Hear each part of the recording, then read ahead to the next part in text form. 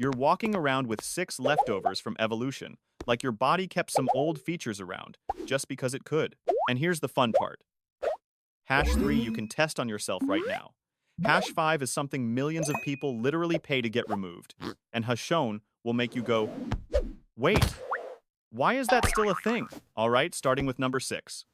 The one you only remember exists when you sit down a little too aggressively. Number 6. Your tiny tail, the tailbone. Imagine if humans still had actual tails. You're at the airport, someone cuts the line. And you don't even say anything, your tail just starts twitching like, I'm fine, totally fine. But here's the thing.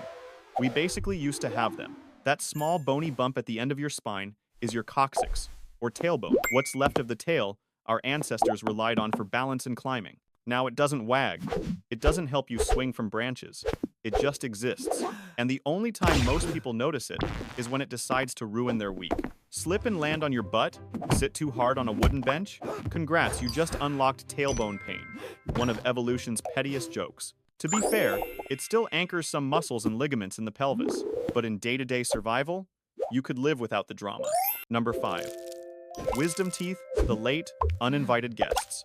Wisdom teeth are like that one guest who shows up late, doesn't bring anything, and somehow causes a fight.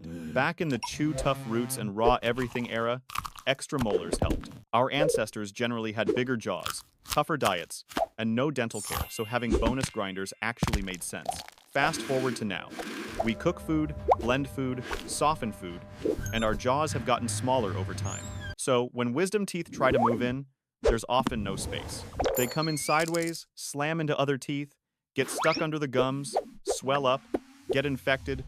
Suddenly, you're scheduling an emergency appointment like, so, how soon can you take them out? Some people never grow them. Some get all 4 like a surprise expansion pack.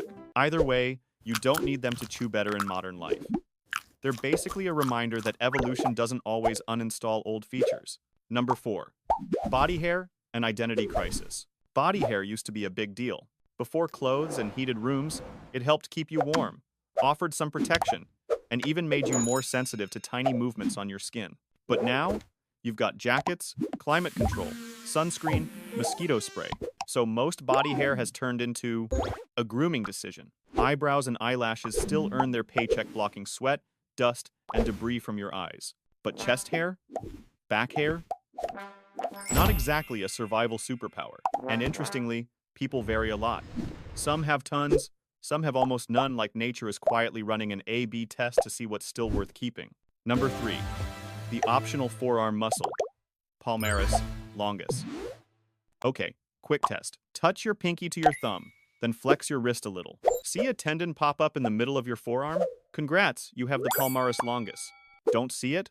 Congrats again, because you're just as functional without it. A noticeable chunk of people don't have this muscle in one or both arms, and most never even realize it. You can still grip, lift, type, throw a punch, open jars, everything.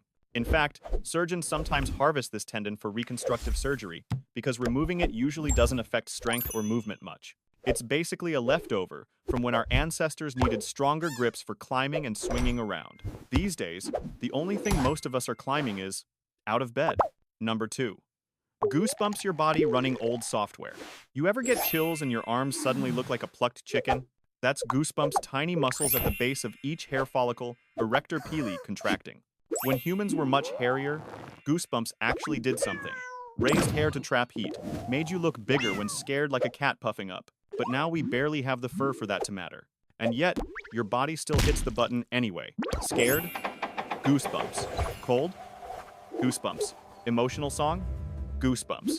It feels dramatic, but functionally, it's mostly your skin replaying an ancient reflex. Number 1. Male nipples, the default setting. And number 1. Male nipples. They're just there.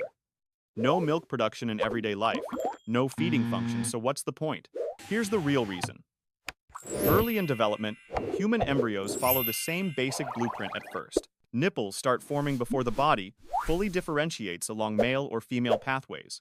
By the time the male settings kick in, the nipples are already installed, like default apps you didn't choose but can't be bothered to delete. And evolution doesn't remove something just because it's unnecessary. If it's not seriously harming survival or reproduction, it can stick around for a very long time.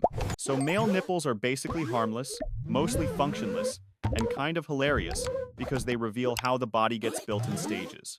So yeah, these aren't always 100% useless, but they're definitely evolutionary leftovers. Bits of history still attached to your body. If you want a part 2, I've got more weird features like this. Some sound fake, but they're real.